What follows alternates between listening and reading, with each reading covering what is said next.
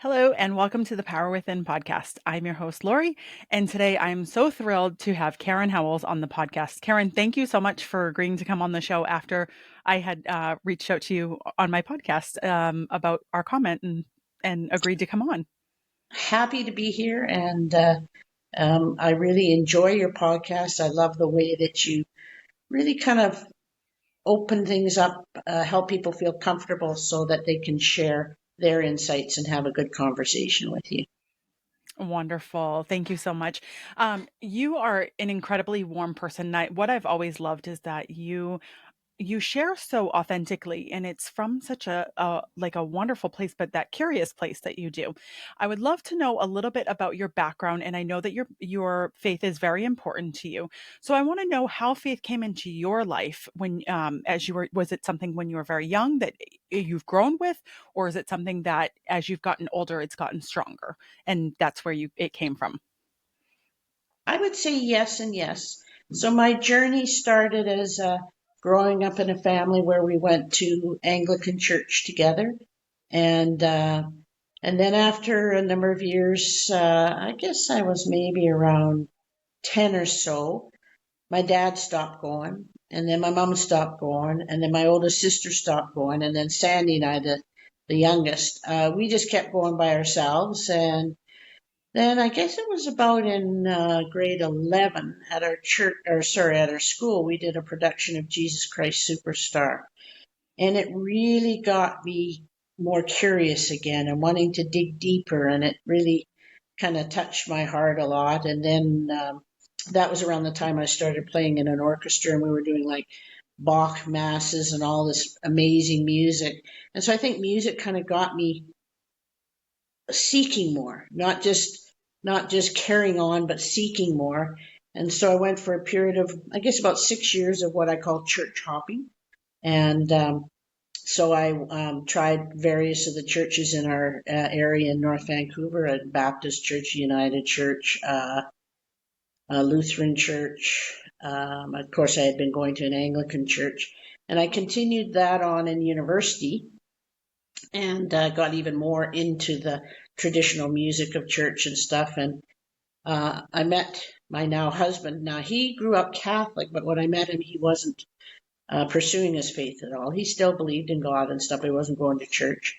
But I kept my church hopping going, and then moved to Calgary. And when we were decided to get married, we got married by an Anglican minister in my parents' home because again, Chris wasn't going to church in those days.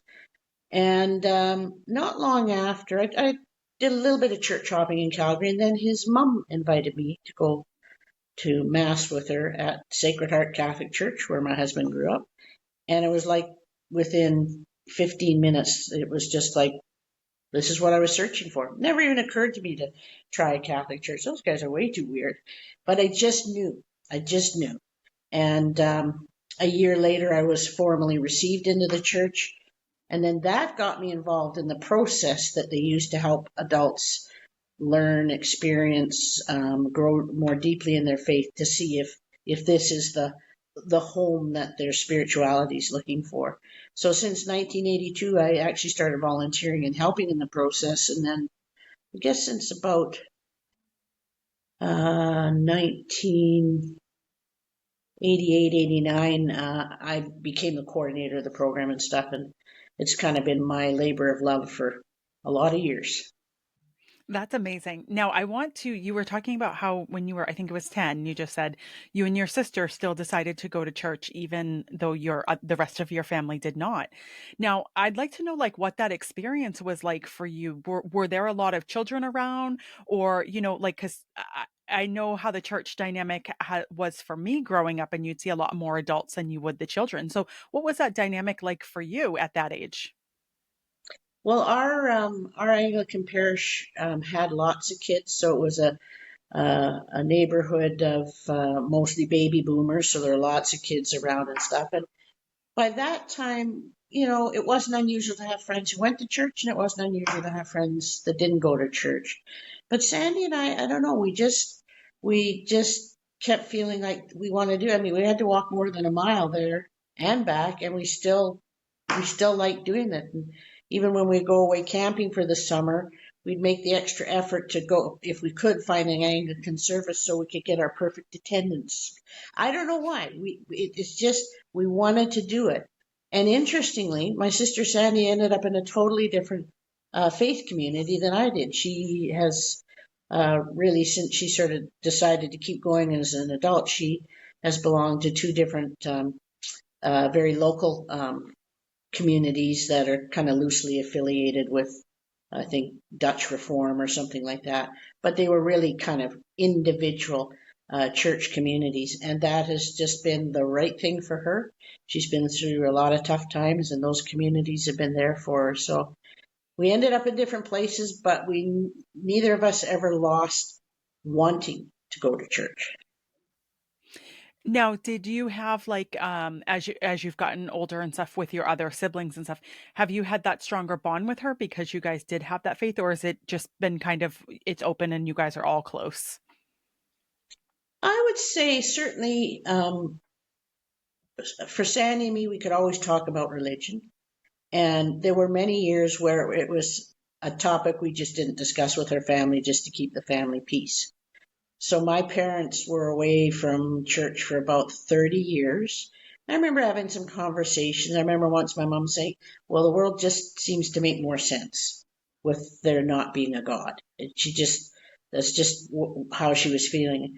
And yet by then she was starting, at first she was very skeptical about me becoming a Catholic. And but then that sort of got softer and softer. And then early on in my dad's Alzheimer's, mom was really needing some more support.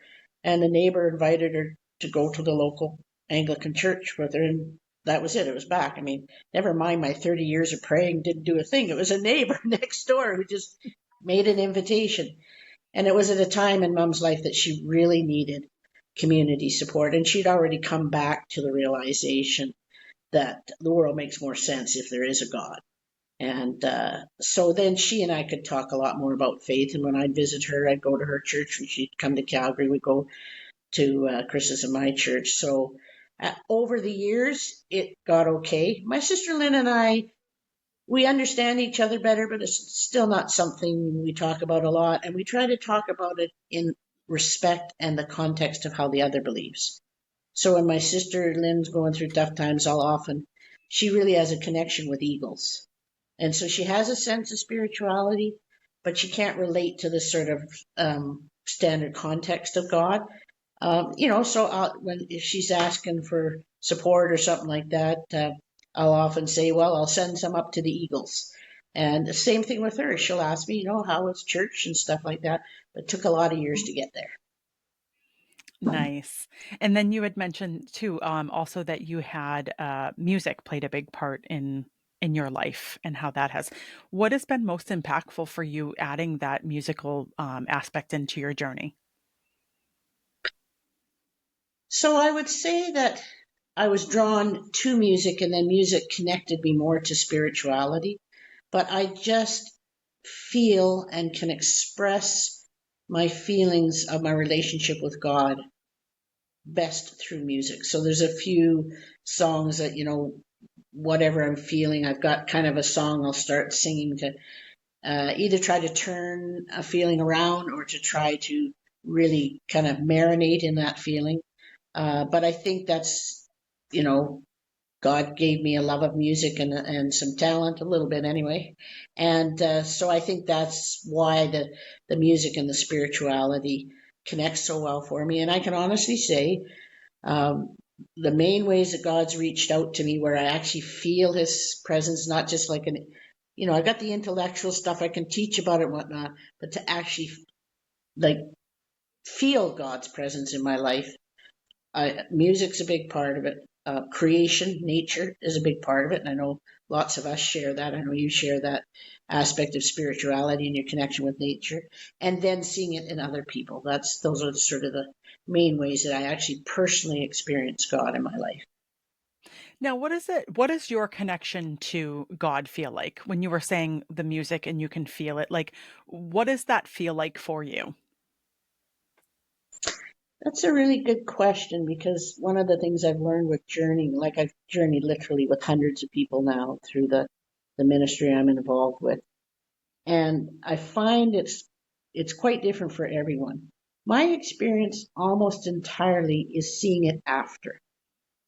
So something may happen in my life in a given day or something, and then I'm thinking about it later, which is why I love meditation.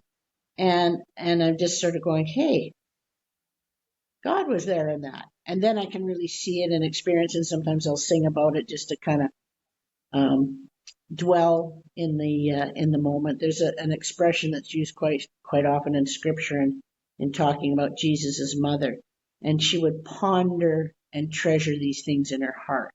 And I think that's often when I experience God is when I ponder what's happened in my day. And sometimes it's pretty quick, and sometimes it's like a day or two later. Probably one of the most profound examples was an experience I had when my sister-in-law was in ICU because she caught the hantavirus, and she was near death, was blowing holes in her lungs. It was just terrible. And so a few of us family members were kind of on a shift visiting her. And this one time, so I'd go after work and stay for a while, and then go home for supper. And then later on in the evening, my brother-in-law, her husband, would come up. And so we often wouldn't even see each other. And I was there this one time, and I just had this feeling I couldn't leave. Now, it wasn't feeling God's telling me not to leave. It was just like a feeling. So I phoned Chris. I said, I just have this feeling I shouldn't leave. And so I'm going to call Jim and see if he can come. By the way, I talk about my nephew Ben. Jim is Ben's dad. Ben and I are Okay. very, very close. But anyway, so Jim came up, and I could have left, except I still had the feeling that I couldn't leave. And so we hung around, we were talking and stuff, and they had to do this procedure on Janice. So Jim and I stepped off to the side and we were talking, and I could still picture it like it was yesterday or this morning or something. And this nurse comes down the stairs and out the door, and she starts looking around, and she sees Jim and me, and she comes straight to us.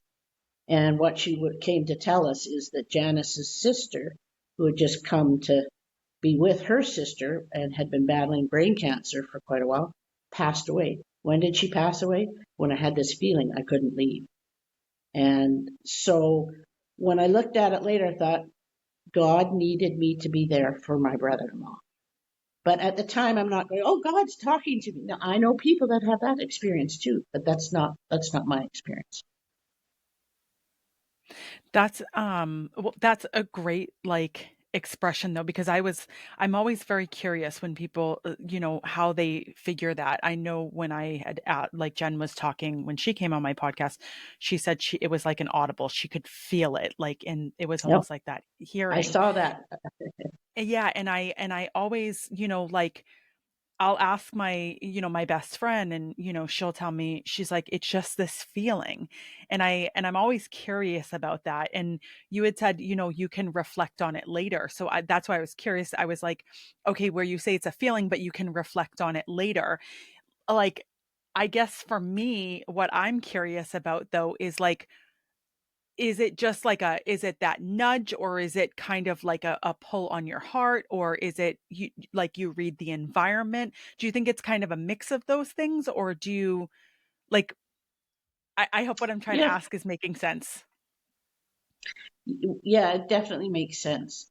And I can say for me, it has both head and heart in it. I'm quite a logical person. I want to learn things and stuff like that. And that might even be my own ego wanting to figure God out before I'll go, oh, that was God. Uh, but what I can say with the number of people I've journeyed with, it's different for everyone. I know people who can tell you the minute, the time, the place that all of a sudden they believed in God and God was in their life. That's not my experience.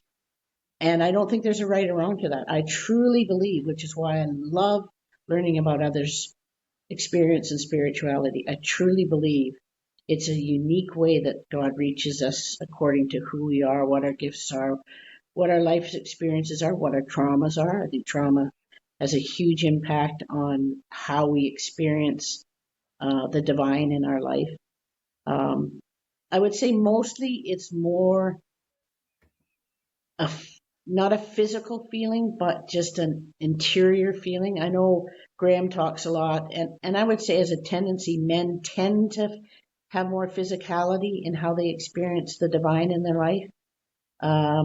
So I would say less physical than some people. Again, I have a friend who could actually feel God touching her arm. She was our nephew had passed away, and she was driving up the highway to go see my sister-in-law and to comfort her and stuff. And she had this feeling of God touching her arm just to give her the courage to keep going, because of course it was going to be really hard. And but I've never had that. I've never actually had that the physical feeling of God touching me.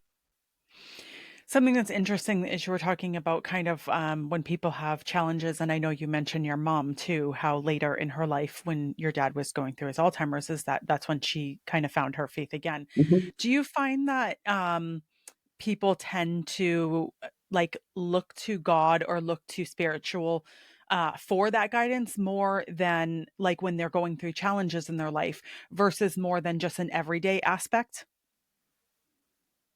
Again, I'd say it totally uh, is different for different people. So um, my late sister-in-law Mimi, she was the most uncomplicated, natural person of faith that I ever met in my life. She didn't have to study it. She didn't have to discuss it. It just was in her very being. But lots of people, um, that's not the case. Lots of people, there's an incident that happens that draws them. And I would say, in all honesty, the times that I have felt absolutely closest to God have been in difficult situations. So that period of time, like Janice was in ICU for weeks, that period of time, there wasn't a second that God wasn't on my mind, in my heart, and kind of holding my hand. And, you know, like I pray every day and stuff, but sometimes it's going through the motions. But times of trouble and suffering and anxiety and stuff like that, definitely I feel closer to God. And you talked about how, as you've gotten older, you've found like more community and you've been part of different things for the community. Can you talk about, is there any like one thing that you've been a part of that's really touched you or made an impact on your life more so than like others? That's a hard one because, I mean, I would say certainly this ministry I'm involved with because I've been doing it for so long. But when I was younger, healthier and stuff, I was doing, like I was the music director at our church for 25 years.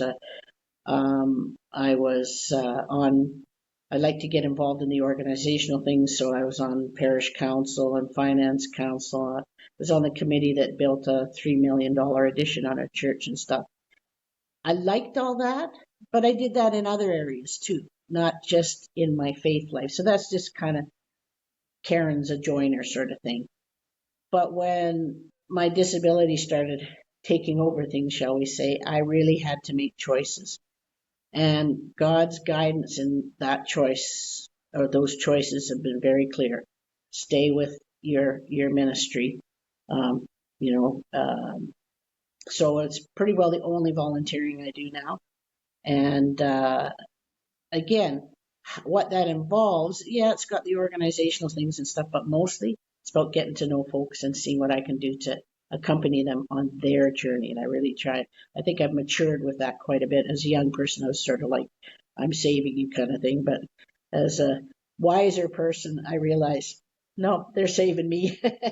And just that opportunity to journey with souls that are trying to encounter God more, or the divine or spirituality. I love the way Graham speaks of it in general terms, because certain words can sometimes turn people away or draw them in, and so kind of being sensitive to that I think is very important. So yeah, for me, just that joy, that gift of being able to um, accompany people that are seeking to enhance their spiritual life, to grow closer to whatever it is that they're connecting with of the divine, is just such a grace. I've noticed that a lot more people seem to be looking to spiritual things right now. And Absolutely. I yeah, I think that there's a lot of different aspects to why that is, but I'd love to get your thoughts on why you think more people are now trying to connect where before that it wasn't really, I guess, like the fad or the cool thing to do, but now everyone seems to be really embracing that. What are your thoughts on that?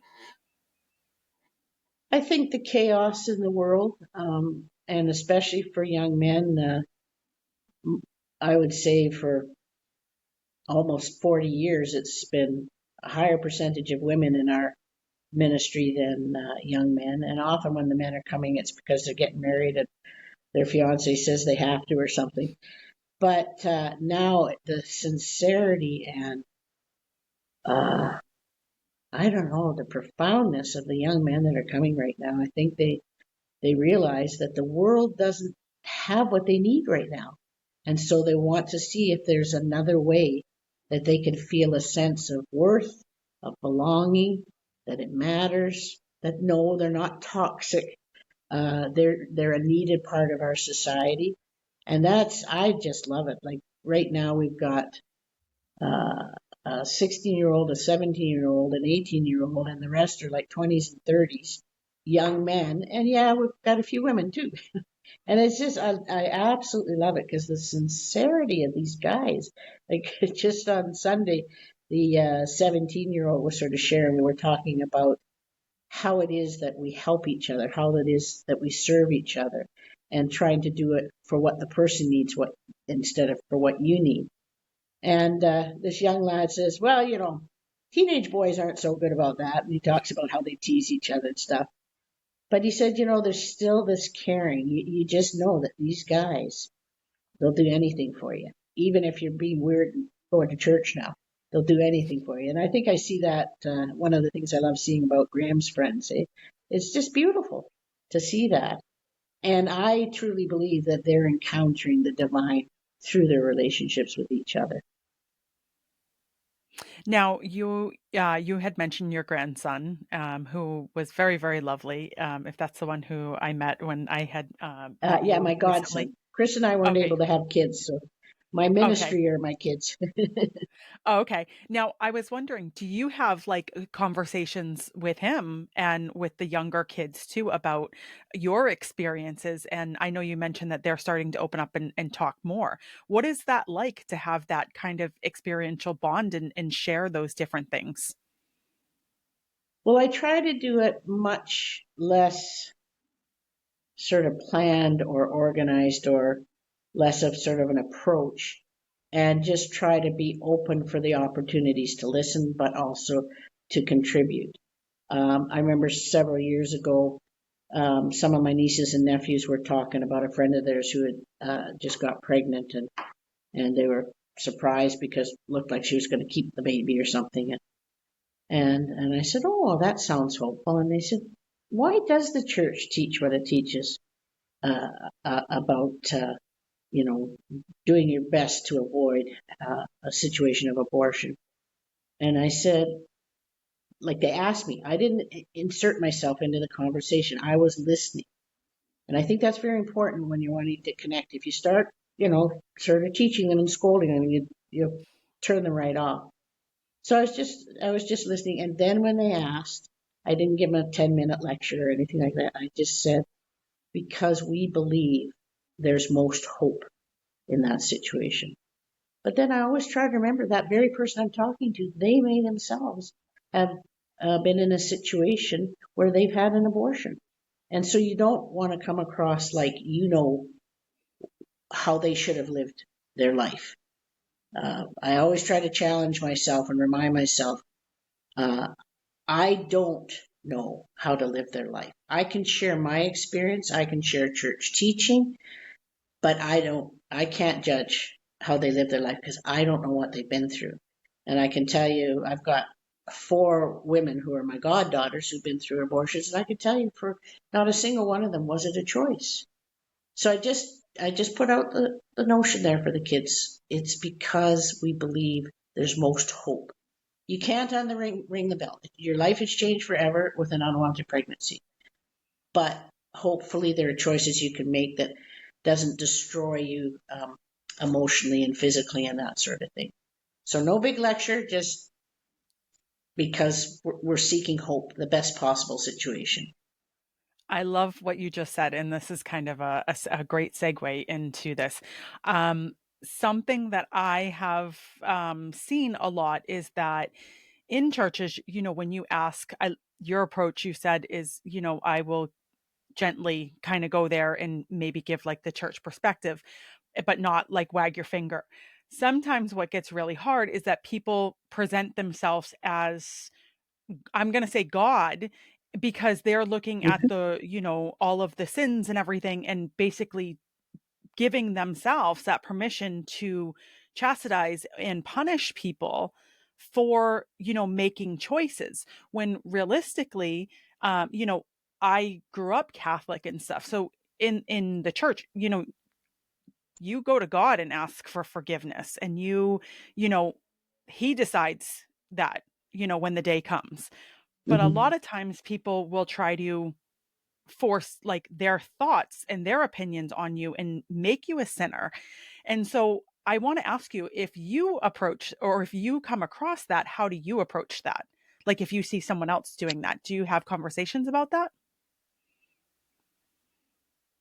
Certainly with the team that I mentor, yes. And I always, it's interesting because the advice I give them is pretty much what Graham does, which is share what you have experienced and also be very mindful that you don't know the journey they walk through. So, one lady 3 years ago, her life was like unreal. But at age 62, she said to me, Karen, for the first time in my life, I feel loved and lovable. Imagine living 62 years without feeling that you're even lovable, let alone that you're loved. And this beautiful soul had been through hell. Her parents were in the sex trade. She was bandied about to the clients. At age 16, she was taking a bus out from Calgary to Vancouver Island, and she was in the bus depot waiting to catch the bus for the ferry. And this guy started hassling her. And so another guy in a nice suit came along and said, do you want to come sit with me? Because that guy's being kind of weird.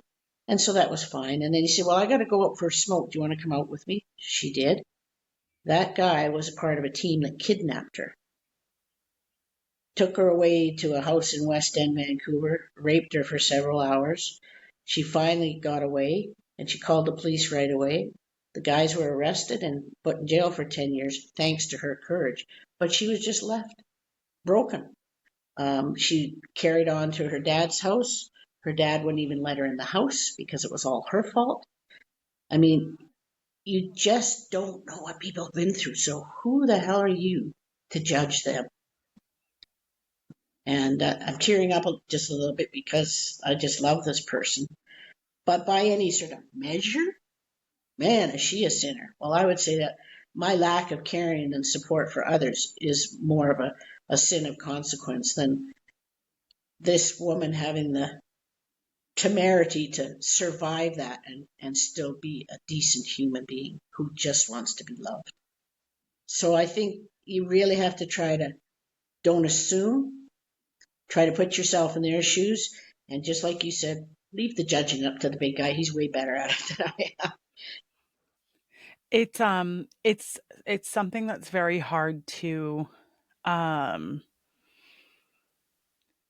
I know, uh when you do go through sexual abuse, it is very hard for yourself to process it, um, without getting that judgment from other people. And And yourself, I think, eh? yeah, I think there's a lot of shame that comes with that. I know from my own experience, is very, very hard. And I think a lot of, um, sorry, this is a little hard for me. Uh, And I think that's a lot of. where where a lot of my struggles began with church and the way that things were viewed. And Hmm. I, um, Hmm. this is actually a lead way. I just want to share that Karen had left this beautiful comment on my last podcast, and she really made me think about judgment, because I had shared on my podcast that one of the things that I struggle with church and religion is that people don't practice what they preach. And I have struggled with that in my own journey. But I realized in these subtle, there's a way to discern and then there's a way to judge.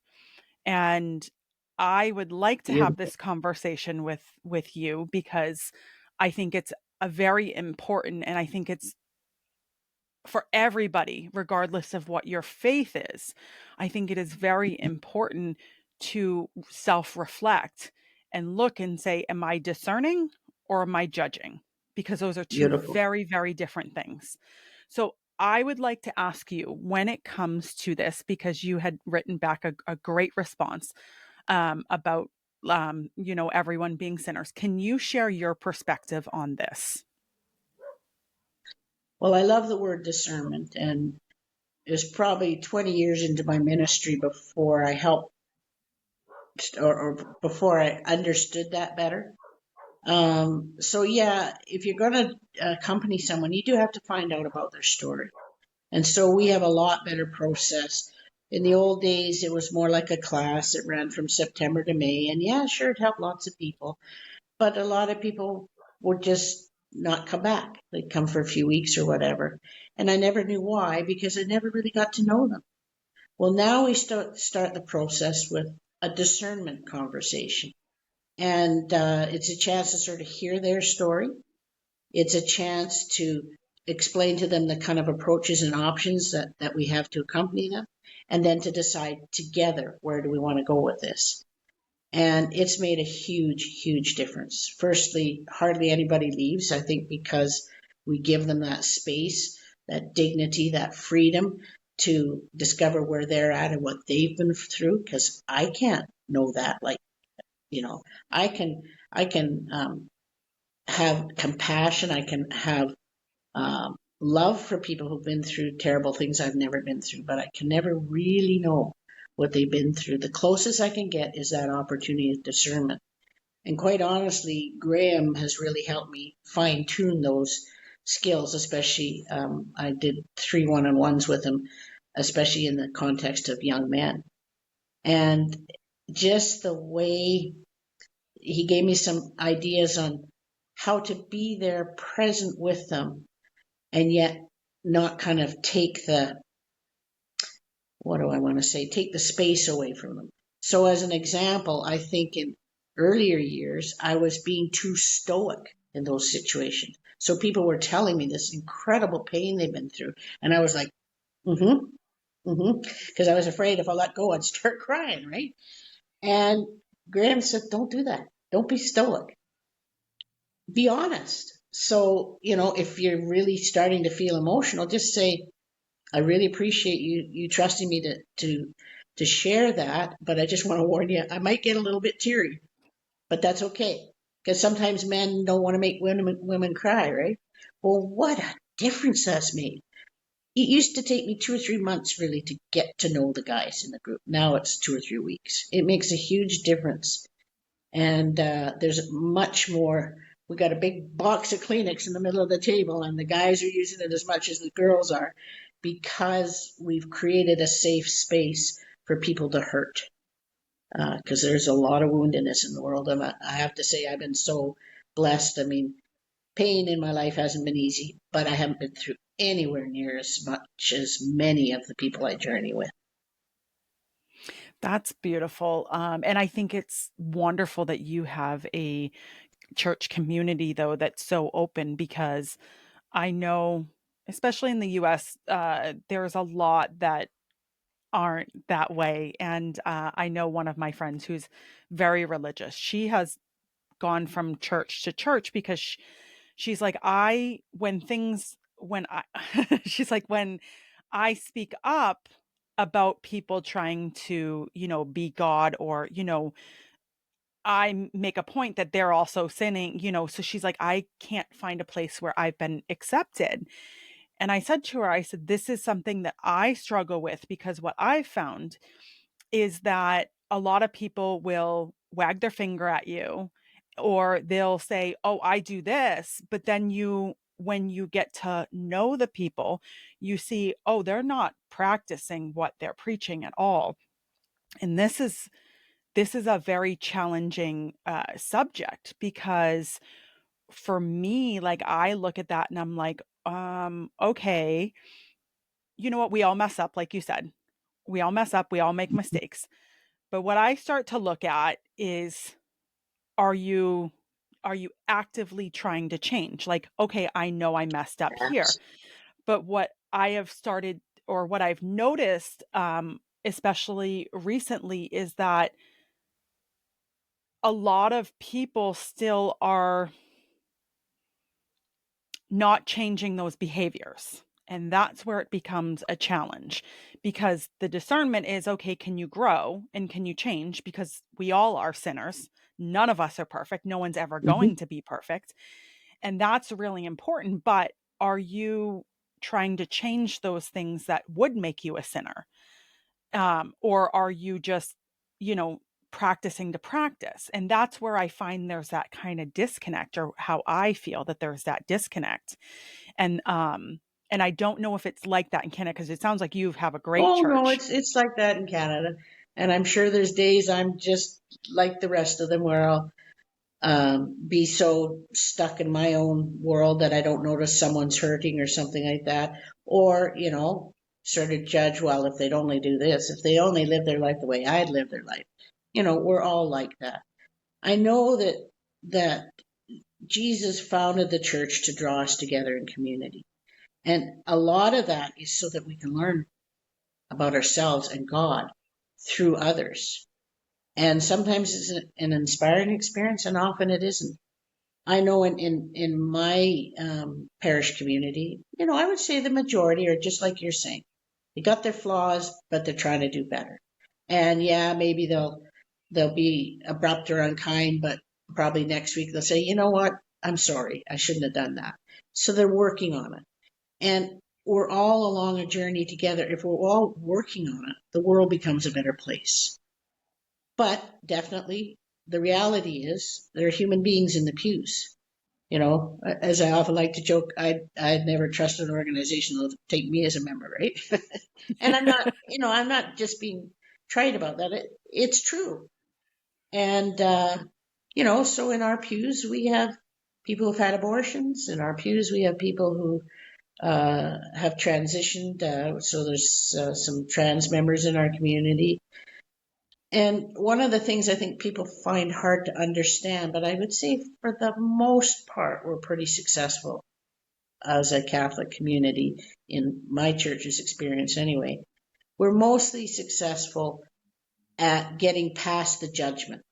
I mean, there's no message more frequent in Scripture than "Be not afraid." The next most frequent message is "Judge not, lest ye shall be judged." The woman caught in adultery. Okay, whoever here hasn't sinned, you get to throw the first stone. They all walk away. But you're still going to encounter that because it's human beings. I remember a couple of years ago, a lady came wanting to become Catholic, and she sort of decided, I want to become Catholic. And I said, well, tell me about that. Well, this church over here I went to, they were mean to me, and this church over there I went, but Catholics are nice. And I said, it's not going to take long for us to disappoint you. And within 3 months, she was gone. I mean, didn't wish that on her, but I just knew that if her expectation was she would find saints in the pews, she'll be disappointed, because what she finds is sinners striving to be saints. Or as long as we're still on the journey, as long as we're still trying to be a better person, trying to encounter the divine in a more personal way, I believe that leads to happiness eventually. But with all the flaws in the world, there are lots of problems along the way. I like what you pointed out when you said, like, people have that expectation, because I think that you're gonna be disappointed every single time if you have expectations of Yep. people, because everyone has different morals and values, and, everyone tries to find their tribe, that aligns with Hmm. that. But I think that Hmm. I I actually I had my nana and I were very close, and it was very hard for me when she passed, and I was with her, and I she was very religious, and I had conversations with her. She never, like, would judge me when I stopped going to church and I didn't wanna do all that stuff, Hmm. and so after she passed, though, sometimes I would just randomly go sit in church, and I would, just to feel close to her, and actually at Hmm. her That's mass, I beautiful. think a couple years after she had passed, I went they had, like, a memorial where they say her name in there, so I was like, "I'll go to this," and, I just wanna kinda sit there. But that was a really hard day for me at church, because I remember it was in the midst of all the stuff going on with, like, Roe versus Wade and all this stuff in the US, and, Hmm. there was gonna be marches on Washington, and, I understand that how the church views that, but the the, um I keep wanting to call him a pastor, but I know there's different, terms for that. But the guy leading the church, he was calling on, like, the members. He had already said that he had a group of, like, young men, and he's like, "We're gonna go and march in opposition with our signs that this isn't right," and I was like, that didn't sit right with me, because I'm like, "You're you're going to judge somebody," and it was the last time I ever set foot in a church, and that was a huge one for me, because I'm like, "You're also teaching these young people that it's okay to go and put these horrible sign and scream in people's faces and yell and create that kind of separation where someone else is trying to speak." And you see that too at, like, abortion clinics and things like that. You'll see all these people, like, with vile signs, and it's really, really hard, because I understand, like, I can look at all the different sides and go, "Okay, I understand pro-life," but I can also look and see the hypocrisy in that as well, because a lot of times, especially in the US, once those children are born, nobody cares what happens to them. And that, to me, why aren't we looking at the children that we're letting fall, we're all God's children that are all falling through the cracks, and nobody cares. And so that's where I was like, okay, things are, like, it's very hard to connect. And that's where I started to feel like, okay, for me, I want to, like, get that spiritual connection, because I I do believe in that higher, but it's a hard thing. And then, even recently I was going through some challenges, and I couldn't connect at all. And it was a very horrible feeling. And I it was actually right around the time where I was recording my podcast, and I was like, okay, things had started to calm for me, and I was starting to try and work through all that. And I was like, wait a minute, Lori, maybe because of your disconnection and that hard time that you were having, where you weren't having that connection to a higher power, trying to understand and look at it from a level, you started judging as well. And I think that that's really important for us to self-reflect on and say, Hmm. am I judging somebody else for their circumstance? Because it's really hard. Or how can I contribute to make the world a better place and not focus on all the negativity? And instead of looking at someone who's going through a hard time, or someone who's going through challenges that I may not agree with, well, how can I support that person and Hmm. not throw my my beliefs and push that on them, but how can I understand what they're going through and make that, make it easier for them, or give them hope. And I think that that's where, for me, I really strive to want to do that and learn from people from different, because I have had that disconnection, but there's still, and that was at a very young age, like at a very young age for me, where that disconnection happened. And Hmm. so I have had that, like, where I said I sat in church to be close to my nana, and, or I sit and have conversations with God, or, like, I love, actually, one of my favorite films. I love the Bible documentary. Like, I think was so beautifully done. And I actually, if I'm really struggling sometimes, I'll even watch that. And Which documentary is that?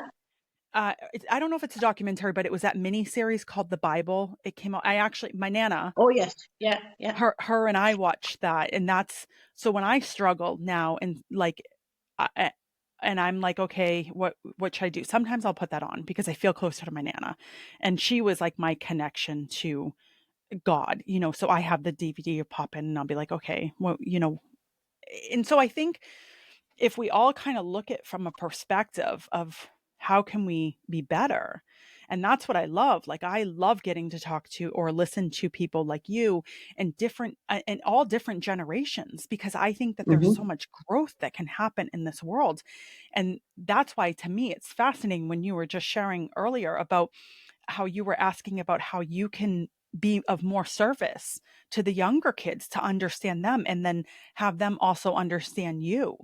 Because I think that that's a beautiful connect, because we kind of have that in the world right now, that disconnect that's going on, Yeah. I think, of people looking at everyone, like, you're always seeing, like, oh, the millennials, the Gen X's. I'm like, we're all one. Like, so let's learn from each other. And so, Absolutely. Yeah.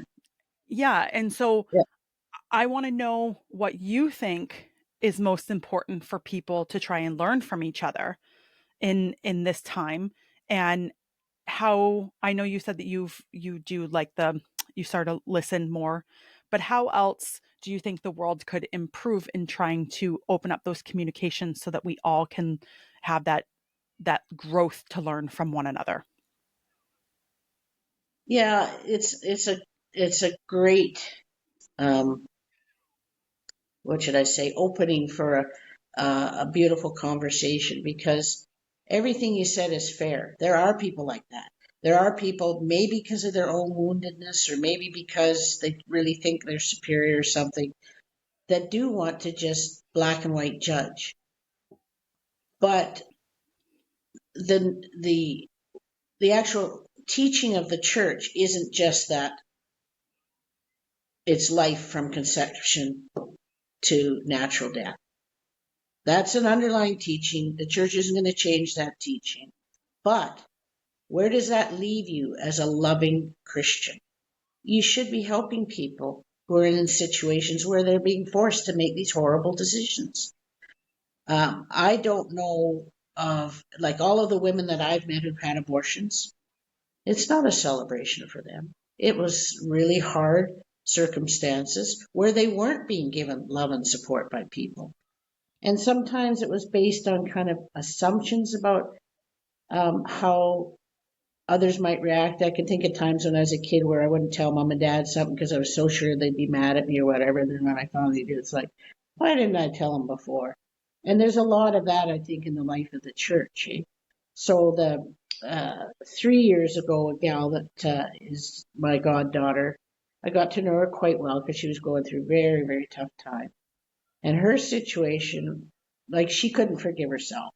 Uh, but really, she had nothing to forgive herself for.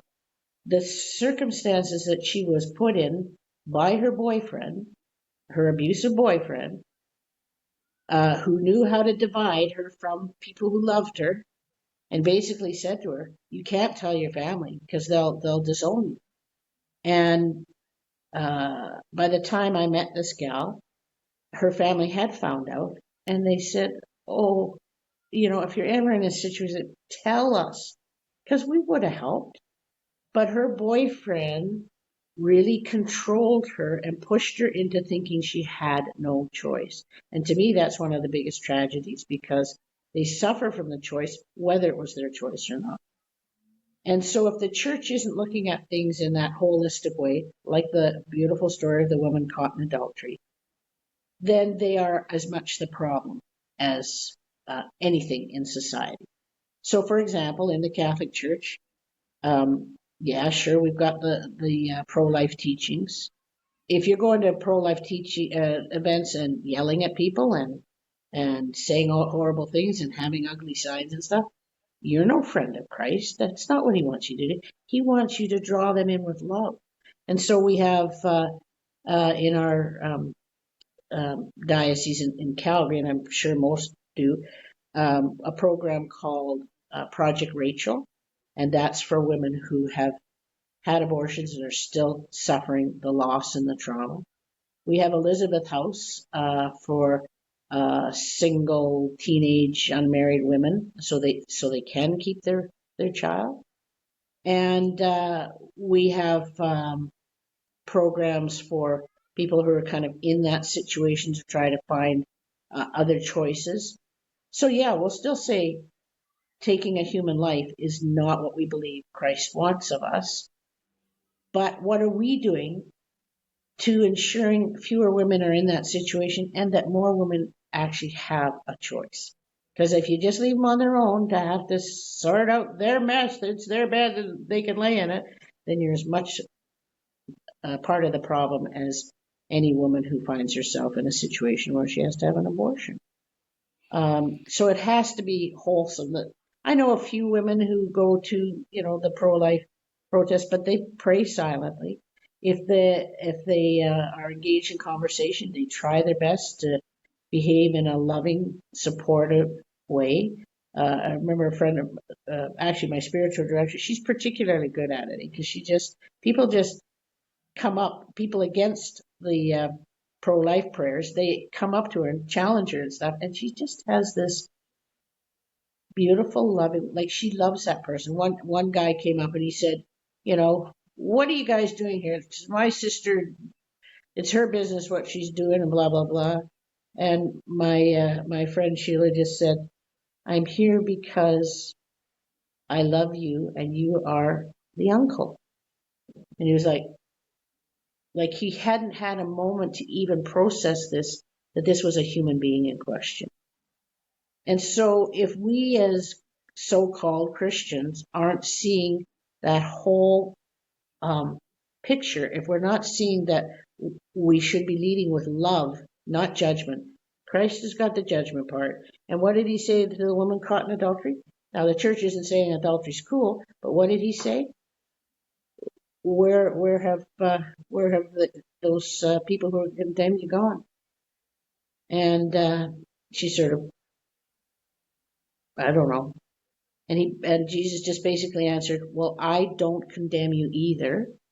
Go and sin no more. So he wasn't saying, hey, it's great for families to break up and stuff like that. But what he was saying is he didn't come to condemn us.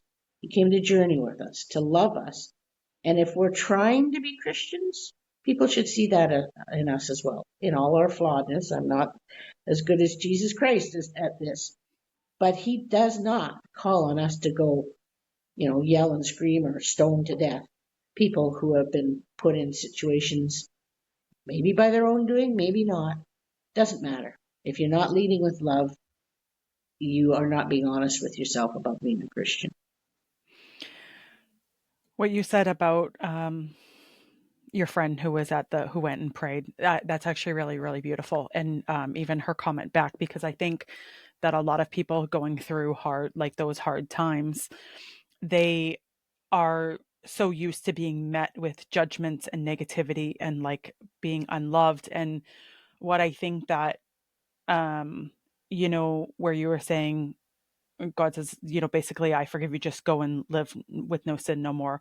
Um, I think that, you know, abortion shouldn't be used as a birth control. Like, I 100% agree with that. But what people don't realize is that when people do have to go through that, whether it's through rape, incest, any of those types of things that are really traumatic for them, that um, that is something that a lot of women who have to make that decision, it almost ruins their life because um, it's not something that they want to do a lot of times, and there's no other option. So I love that you said that you guys have the project. I think it was Rachel and the other one that you were saying you have. Elizabeth House, yeah. I think that that's beautiful to give women that option because um, I remember there was a woman. I was very young, and I knew what was kind of going on anyway. It was not uncommon, but she had been raped and she had gotten pregnant, and she was very young. Hmm. And I remember her family was like, "No, you are having an abortion," and she did not want to have an abortion, and so her family, they were like, "No," like, and so she ended up having that baby. And she got through that herself, but she's like, I for me, she's like, I almost wanted to like take my own life at the thought of doing that, but it's so hard, and I don't think that people understand that kind of struggle that happens and that internal conflict. And not only that, but also um people who do genuinely want to have family and stuff, if you've had to go through an abortion and things like that, it also can damage you so that you can never have children later in life. And Yeah. that is also something that people struggle deeply with. And so I love that you have a community that's working on ways to help girls as well that have been through this, because I think that it is so important to have community, because there's that kind of shame and that guilt that a lot of people carry with themselves that they'll never let the world know. And so when you were saying, you're going to find all these different sinners in our church, I think that that's beautiful to have a community, though, that is accepting and not judging and saying, okay, maybe they sinned, but I'm not looking at them as a sinner. I'm looking at them as someone who's trying and changing. And that I love so much. Like, that's so beautiful. And I'm so grateful for this conversation, because listening to you talk, like, I'm learning new things, like, about the way that I've perceived things, and the way that, like, even personal Mhm. experiences for me, I've looked at it from a worldview and like, listening to your perspective. This has been so beautiful. Thank you so much for this. You're most welcome. And it's been beautiful for me too, because I honestly think, I mean, you're gonna find judgers and all sorts of things in my pews, don't get me wrong. But I do believe we are sincerely trying to do better at really getting to know the person, getting to maybe you don't know all they've been through, but just listening enough to know when there's a wounded soul who needs to hear that you are loved, you are good, God loves you, God's carrying that cross with you. And if they're not getting that in faith communities, then we're actually pushing people away from a God who loves them, because they're just seeing they're seeing the judgment, which is usually comes from our own weaknesses, right? And they're seeing they get the feeling they are unlovable, and that is I can't imagine a worse feeling. Have I had moments of that? Of course, often because of stupid stuff I've done. But hopefully, it's a fleeting experience for a lot of people, like that lady I mentioned to age 62. She did a lot of things that the church would say is sinful. But if the church ever leaves someone with the impression that God doesn't love them, that they aren't redeemable, then they are doing far more harm than good. And they need to really kind of work on themselves first before they hurt other people. And I think discernment, I think listening, and just the starting point. I love you. That's the starting point. And I've always seen, and I know I mentioned this to you before, I have always seen in you a beautiful countenance. And to me, countenance is like the reflection of the divine within you. And I don't know what you've been through in your life. I'm hearing definitely some trauma and suffering, but it hasn't wiped away your beautiful countenance. And that's why I've always been interested in what you're doing. That's why I was really upset fairly early on when some time has come where I saw some bullying going on there and stuff. And I just thought, what are we doing? We can be doing all sorts of other things. What are we doing? We should be following Graham's example, which is be curious about each other. And yeah, maybe we won't always agree. That's okay. But if we can't see that they are as loved by God as God loves me, we're fooling ourselves. And we're Absolutely. we're we're really hurting people. We're adding to people's suffering. And I think it's important to notate that, I think none of us ever knows the extent of things that people go through. There's things that people will share, but then there's a lot of private things that people go through that they overcome or that they're working on as well. Mhm. And something that I've tried to work on extremely hard in myself is the way that I approach that. And sure, I'm not perfect. I have struggles, and there's times where Yep, me too. I stay quiet, I stay quiet, I stay quiet, and I don't say anything, and then I'm like, "Okay, enough," but Hmm. I try not to get to that point either because I wanna understand. I wanna be understanding, and I've had a lot of people who have you mentioned it, so I will bring it up. And it was something that I shared with Graham. Like, his network was extremely challenging for me. And there was a lot of time, like, it was extremely painful for me because not only was it going on The Time Has Come, but that stuff was carrying over to all other social media. And it was people like attacking, my creativity, my work, like personal attacks, like things that I had shared that I have now kind of clammed up on sharing because people made really harsh judgments. So for me, it was a massively painful experience. Like, sure, there was a lot of great experience, but for me, Hmm. it was very painful as well because I truly wanted to share my pain and the things that I was overcoming and the things that I found beauty in the world. And because I have experienced a lot of challenges and trials in my life and a lot of hardship, but try to be like positive and look to the good in the world. And sometimes that is extremely hard for people to do. And so you only can take so much sometimes before it starts to tear you down. And I think that that was kind of, even recently, that's kind of where I was, is I was like, I can't, like, why continue to try if I'm just going to continue to be Hmm. beat down? And so that is something that I think is very important. And I love people like you and Kathy and other people who are wonderful people who, share this beautiful goodness with the world. And no matter the trials that you guys go through, and everyone's going through things that no one knows about, you still Hmm. come every day and show up and try to be a good person. And so I think it's so important that we do view that and go, okay, I don't know what someone else is going through today. I'm not going to put anything And unnecessary when. and I just sort of one other thought in these kinds of situations. One of my sort of personal weaknesses is when I get too much pressure, I acquiesce. I kind of just, okay, I'm not fighting anymore.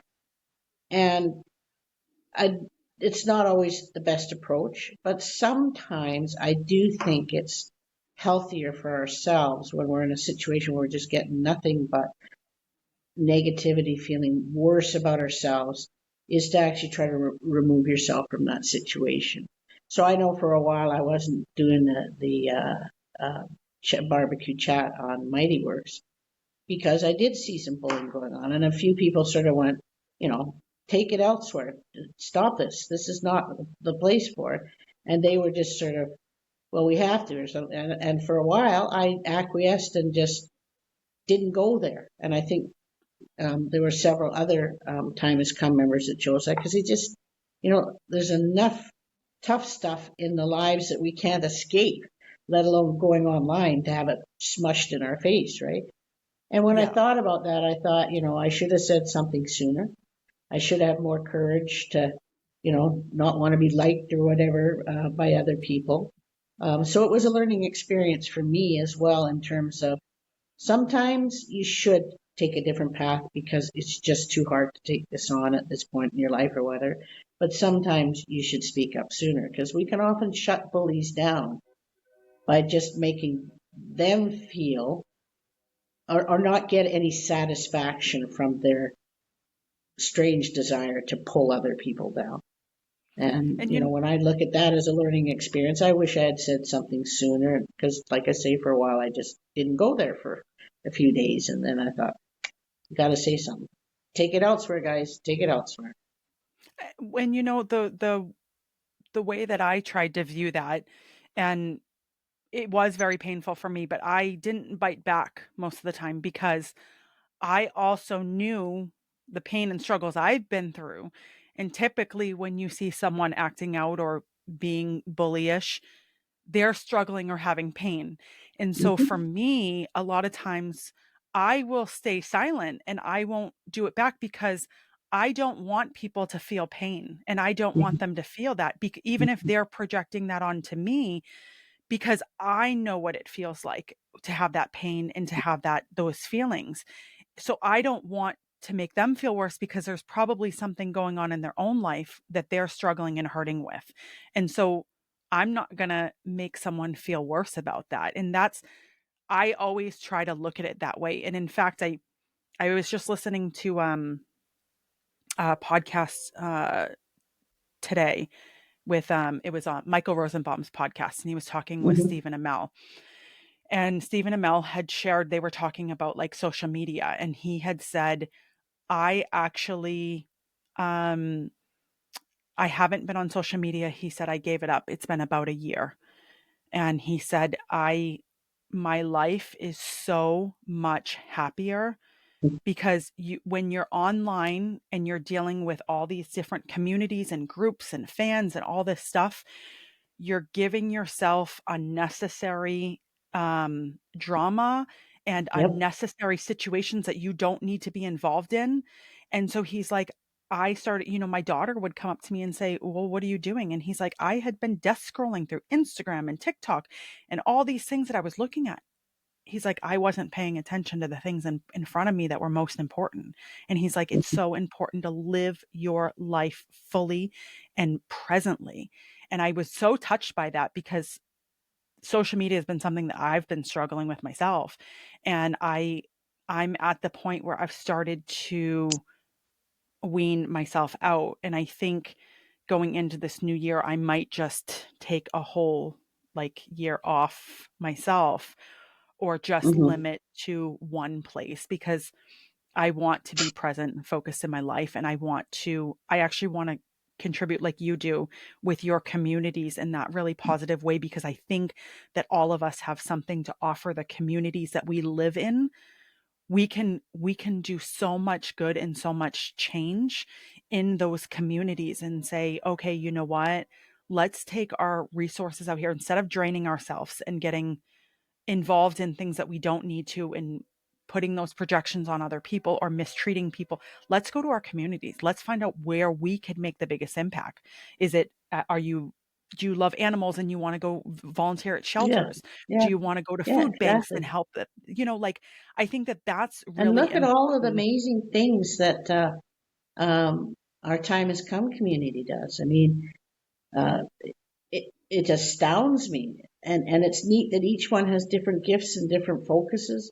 I've never been big on social media, quite honestly. The most involvement I've had is through Mighty Works, and that's a kind of a controlled community. And even now that we're using the barbecue chatters on Facebook, I'm still not posting anything on Facebook. I'm only doing things. So people are asking to follow me or for me to follow them, or even if it's people I know from Time Has Come community. I'm just not doing that. I want to stay in the kind of nicer environment of the barbecue chatters because there's a lot of beautiful people in Graham's community.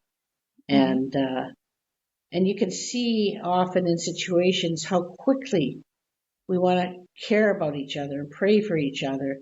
And so, yeah, there's some messy stuff.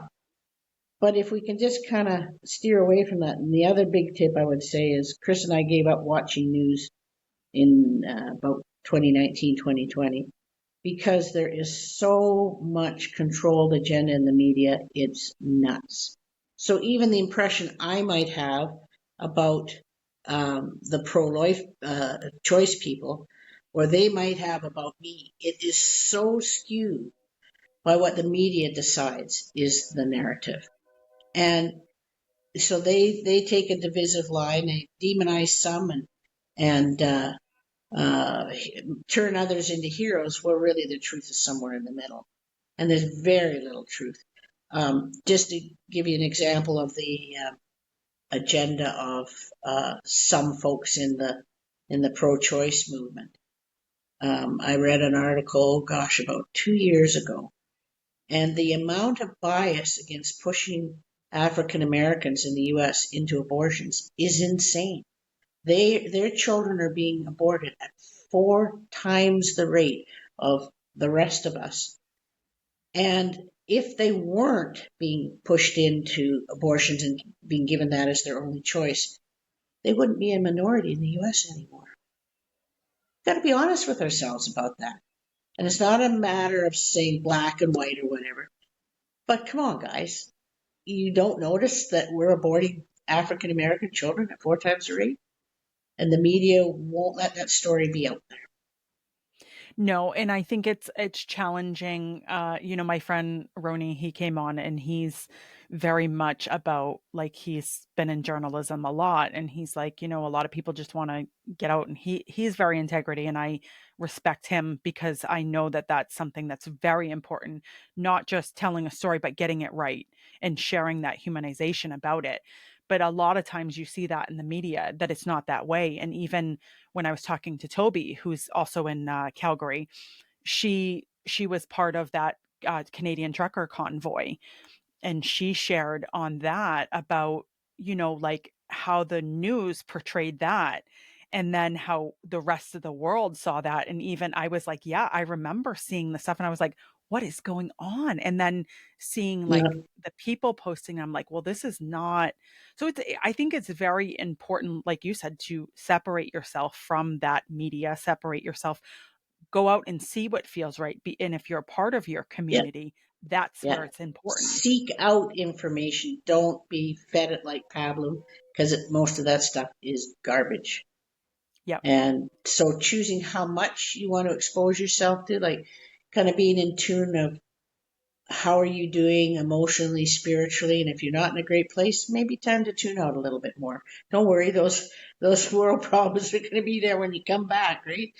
But if we're, I used the term marinate earlier, if we're marinating in controlled, divisive, and I don't care what side of the political scale you are, it's about division.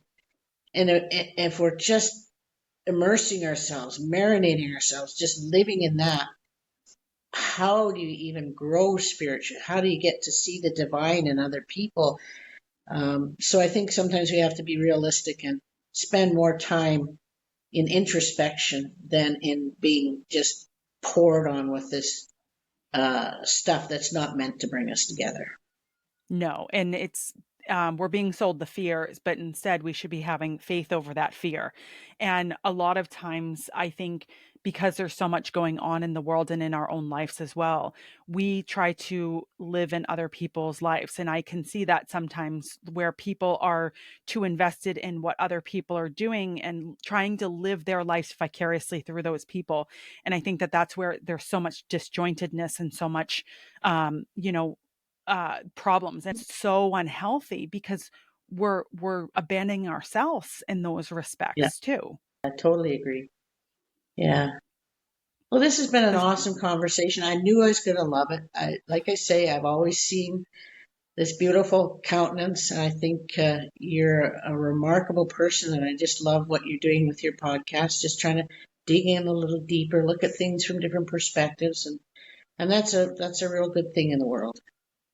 I am so honored to have you on. This has been one of my favorite chats. I'm so thankful for you doing this, and I think that this is going to like give people a lot to learn from. So I'm very appreciative of you taking the time. And um, if you could leave any legacy for yourself later in life, we'll leave this on the last part of the podcast. What would you want people to learn from you to take into the next generations? Lead with love. If you'd asked me that 10 years ago, I might have sort of gone around the edges, but I honestly believe that we can learn more, enjoy more, experience more if we just, our starting point is love. Sometimes circumstances will be where you just have to go, you know what, this is too harmful for me. I can't stay with this. But starting point, just lead with love and see what comes from it. It's pretty rare that there isn't a person in life that I encounter that I can't learn something about, love something about, grow because of having known them in my life. So if somebody were to uh, be at my funeral and talking about me, well, whatever else you can say, she tried her best to see the love of God in everybody. I would love that to be my legacy. That's amazing. You are remarkable. Thank you so much for this. Thank you. Very honored to be on your podcast. This is my first podcast where I've been the guest. Awesome. I can't wait to hear more if you do more of them. Thank you. Take care.